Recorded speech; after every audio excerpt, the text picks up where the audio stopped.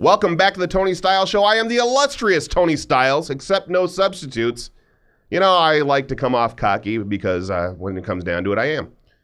On the phone with us, we have Senator Rand Paul. Rand Paul is very important in the liberty movement. In my opinion, he is a pillar of the liberty movement right now. He could get elected president. And for me, surprisingly, that's a little scary because I do have some discrepancies. There are some things that need to be answered, and I know that you're thinking the same thing I am. Let's ask him those questions, along with some questions about Syria. Senator Rand Paul is on the line with us. Senator Paul, how are you doing today? Quite good. Thanks, Tony. Yeah, it's a pleasure to have you on. There's a lot of things we could talk about. There's a conflict in Syria. I think that's dead. Is that safe to say? It's temporarily. I hope it won't be coming back to life, but for right now, it's on hold. Yeah. What caused that? What makes you believe that it's on hold? I have my own theories. What are yours? Well, you know, I think the votes weren't looking very good over here, and then when Putin jumped quickly on, I think, an inadvertent offer by Secretary Kerry to say, well, put the chemical weapons under international control, and Putin said, sure, and then Syria said, sure. They sort of called our bluff in a way, and even the Obama administration has been saying that they want a negotiated settlement, so in the end, maybe we get to that. Maybe the Russians are sincere. You know, time will tell on that. But also, it was looking like there weren't enough votes up here to go to war either. Yeah, absolutely. Do you think that McConnell wanting to vote no had anything to do with it? People following his lead? Well, you know, I think there have been a big trend over the last week or two of Republicans in the Senate deciding that there wasn't an American interest in Syria. And, yeah, I think it had an influence. I think also on the other side, the Democrats, there seemed to be a steady trickle away from the president on this. Why are the American people, in your opinion, why are the American people so dead set against this war? I know that you've mentioned numerous times on numerous programs saying 100-1, the call saying against Syria. Yeah, and it's overwhelming. There is a war weariness, and, you know, I have a lot of GIs in my state. We have 2 bases, and so I see our young soldiers around the state. I see them in the airport. I see their parents, and they've volunteered to fight for their country, but that doesn't mean they're excited about every new civil war around the world. They go where they're told. Who gets excited about a war? That you'd be a sick person to do that. Yeah, right? And so I think there's definitely a reluctance from the American people, but even from our soldiers as well, the ones who have volunteered to fight, there's a war weariness. And so that taken together, I think really the mood of the country is to look very long and hard at this and say, is there really an American interest in Syria? And I think people see that there's probably evil on both sides of that civil war.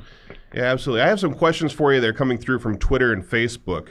One of the questions that we have on here is they said that at one point you had a quote that said, I'm not advocating everyone go out and run around with no clothes on and smoke pot. I'm a libertarian. I'm not a libertarian, rather. I'm a libertarian Republican. Can you expand on that a little bit for me? Because that left a lot of people confused. And I have a very large number of libertarians that listen to my show. And there was a lot of people that asked me about this when it happened. And I said, well, you know, I'm not Rand Paul. I can't answer that question for you. But if I ever have him on, I'd be happy to ask that question. And somebody reminded me of that through social media. Can you comment on that at all for me? Have you seen America today? Do you want Americans running around with no clothes on? Come on, Tony. That would be what a sight that would be. Are you stereotyping libertarians saying that they're the type that run around naked smoking pot? I'm a libertarian. I haven't smoked pot since high school, and I don't run around naked outside my house. Well, that we're fortunate about that. We don't want most Americans running around without their clothes on. No, what I've said is, and that I think some people sometimes mistake this, sure, is that some people who are for more freedom, some people think to be a libertarian is to be a libertine, that it means you have to promote a certain type of lifestyle. I've seen enough kids, and I've been around the drug culture when I was a kid enough to know that, while marijuana isn't dangerous in the sense of necessarily, you know, like an addictiveness, a chemical addiction or this or that, or makes you homicidal like Reefer Madness from the old movies. Yeah, absolutely. But at the same time, I don't think it's a great thing, and I don't want to promote it as something that, you know, hey, every American teenager go out and smoke pot because there's no harm. I think it does sap people who use it every day. I think a lot of times it saps their ambition and their ability to get up and go to work and to do things. Well, and there's research that can go either way on that, Rand. There's research that goes either way on that. Yeah, I know, and I think something that I wanted to it's sort ask of you. It's sort of beside the point. What I'm just trying to say is that as a father and as a legislator, I don't want it to be my job to be the public figure of people that are promoting marijuana as a good thing. That being said, I think states have the right to make a lot of the decisions with regard to either medical marijuana or even as Colorado and Washington have done on legalization.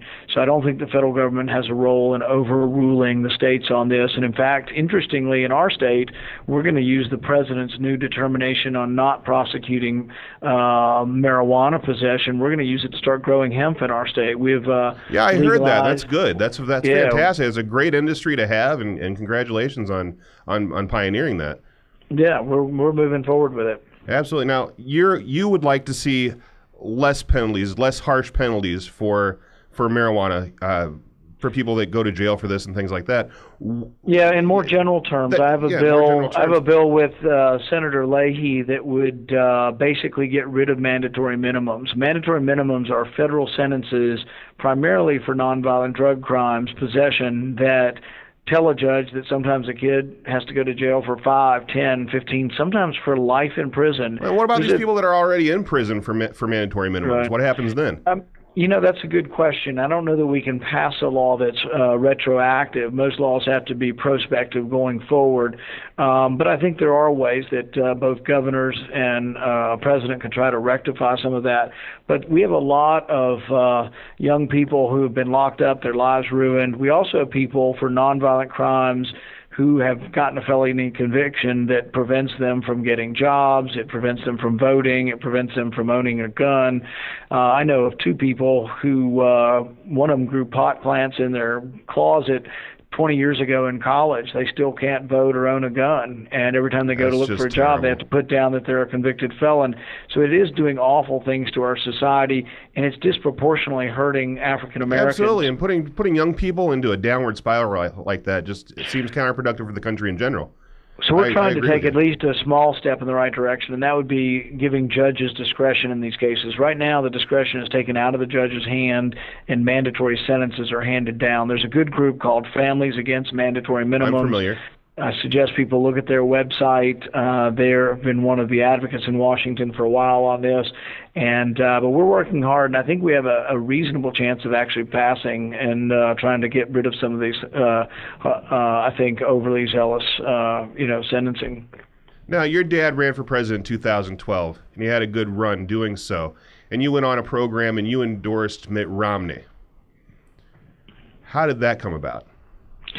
Well, when the nominating battle gets to, I think it's 2,100, when the battle gets to a certain number, that's what it takes to get the nomination. So when Romney got to that number, I discussed it with my family that I was going to go ahead and endorse the nominee. I'd said that from the beginning. I'd probably said that for 2 years, that once the nominee reached the number of delegates that it took to be the nominee, that I would endorse the nominee. I can understand that. Is it playing politics to you to do something like that? Is it playing it safe? Because we all know full well by now you're going to take a run at the White House coming up here in a few years. It's common knowledge. Everybody sees you all over the place. It's going to happen. I am involved in politics, and I am a Republican. So if you call endorsing the nominee, there's very few people who don't endorse the nominee of their party. Yeah, that makes sense to me. It left a kind of funny taste in a lot of people's mouths. A lot of libertarian friends of mine and libertarian leaning Republicans seeing you go a different way than going with Ron Paul. I think people really, truly, honestly, worked their butts off and really did believe in the cause that my dad put forward. He brought a lot of people into the Republican Party. And, so that, everybody has their own level and degree of when they're ready to make a commitment to a nominee. And a lot of the people didn't end up probably supporting the nominee. But I think we're winning so much of the battle. So I think rather than emphasize areas of disagreement among people who might be libertarian-leaning Republicans, really we have to understand the victories we're having. On this Syria battle, we're winning a huge victory. On the NSA, we almost were able to defund the NSA in the House. This is because of libertarian Republicans, and if you want to look at all of us up here and say, oh, you're not exactly pure, you're not exactly this or that, well, who agrees with anybody 100% of the time? And we are making progress, and we need to look at how the Republican Party's coming in our direction. We win every day with public opinion, and we're gradually starting to win some of the battles in Washington. So I see nothing but positive coming from all of this. Is there impeachable offenses that you see that Obama has committed? You know, when you talk about impeachment, I think the bar has to be pretty high. And, you know, some people say, well, he's acted... How do we have to push it? Well, that's my opinion. Of course, this is just my opinion on a show. Let me finish. The reason why I say this is that we argue all the time over what is constitutional and unconstitutional. I frankly still think Obamacare is unconstitutional. I think they tried to justify it through the Commerce Clause. It clearly wasn't. They finally gave up on that, and now they're justifying it through the tax authority. But because John Roberts voted that way, I don't want to impeach John Roberts. I think he's wrong intellectually. So sometimes a constitutional debate over what the president can do, what the president's war powers are, what congressional duties are, I think they're constitutional debates that we settle not through impeachment process, but through the courts and through elections. Now, there are times when you get to the impeachment process, but it does just have to be a high bar. And I think if we say all the time, every time we disagree with somebody, a high bar, we had Nixon in there, and he was getting really close to going into those proceedings. And he just he was playing with the hotel room, you know, in a couple offices, things like that. We have a president that's in there, and he wiretapped the entire country, and nobody's talking. Yeah, I don't disagree that it's a horrendous thing to collect the data on millions of phone calls, and I think it absolutely goes against everything with the Fourth Amendment. However, if you were to listen to their argument, there is some validity. The current Supreme Court in the 1970s ruled in the Miller case and also in Smith versus Maryland that third-party records don't have any Fourth Amendment protections. Now, I adamantly and viscerally disagree with those decisions. They need to be reversed. And so I'm trying to fight the NSA rulings that say you can collect 1 million phone calls a day or 1 billion bits of data a day and that the Fourth Amendment doesn't apply. I am working with the ACLU, Electronic Freedom Foundation, and others to take this all the way to the Supreme Court because I think the Fourth Amendment does apply to third-party records, needs to apply to fourth-party records, but it's not like I can say, oh, well, I'm going to impeach the president because the Supreme Court actually agrees with the president, current precedent does. I just think they're wrong and have been wrongly decided. Absolutely. Rand Paul, thank you very much for being with us. God bless, and thank you for what you're doing for this country. I think you're doing a fantastic job. Thanks, Tony. Rand Paul, very interesting stuff that he has to say, you know, and I can't help it. I'm still a little unsatisfied, and I'm going to discuss a little bit about what I'm unsatisfied with you after the break.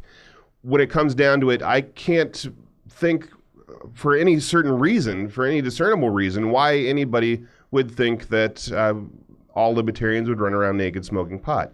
You know, it's about... And it's not just libertarians; it's anarchists, anarcho-capitalists. There's a lot of different ways that you can believe, and I don't believe in labels. Is something that I don't believe in. Labeling someone libertarian so they must do this thing is wrong, in my opinion. Labeling a Republican because they do this thing is wrong, in my opinion. We are all individual people, and having labels is pretty much stupidity. When we come back, I'm going to have my response to the Rand Paul interview. Stick around. You're listening to The Tony Stiles Show.